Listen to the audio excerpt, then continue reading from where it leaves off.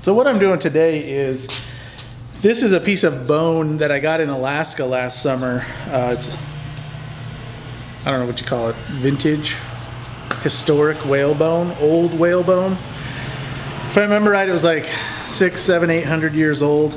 It was really cool to bring back and make a pen out of, and I did do a video on it last summer, and I'll put the link down below if you haven't seen that. It's kind of cool. It came out really neat looking.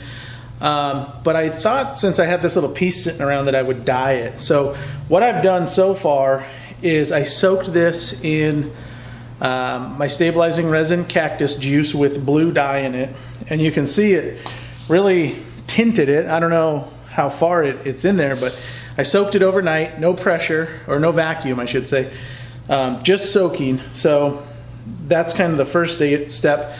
And then I baked it to set the resin. And now I'm gonna put it in the pot with another color, so it gets two colors. And I think I'm gonna make an easy decision, because I already have some red here. I think I'm gonna go ahead and just try red and see how it works out. And if it's cool, I can always do a different color later. So I'm just gonna simply put this in here, pour the resin in, and turn on the vacuum and vacuum all the air out of it that I can.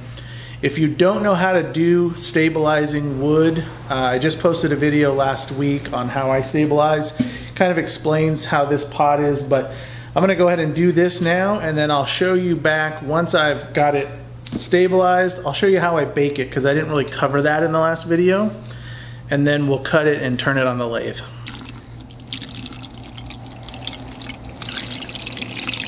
So I'm ready to bake the bone now. Bake the bone. And so as you know, I did the blue, and then yesterday I vacuumed it into the red, and now I'm gonna wrap it and bake it. The first time I didn't wrap it, I kind of let the resin leak out of it, and that was to leave some room for the red. But now I want it to be get the resin to stay in there, so I'm gonna kind of wrap this up tight. And I got a little hole, looks like blood. But I want that resin to bake in there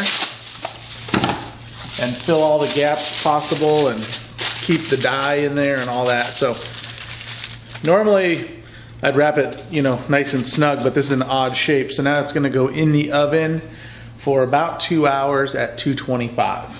So I'm in the final stages with this whalebone dyeing experiment here, and I've taken it out of the oven and unwrapped it, and you can see how it kind of looks where the resin settles to the bottom of the wrapping. It's actually really nice and thick, and then on the top you can see it's kind of like drained down. But I went ahead and cut this piece off just to give you an idea, and you can definitely see the blue, which the blue is what I soaked without vacuum, and then the red is what I vacuumed in.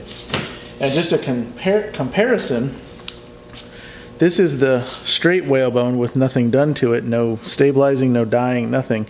And then this is the blue-red, so quite a difference in color. I'm gonna go ahead and cut this now and actually turn a pen and kind of see how the end results are. I'm really curious to see what it looks like. Worst case, I think it'll be a blue and red whalebone, but hopefully it'll have some cool lines and grains to it. So let's go ahead and do that now and see how it comes out.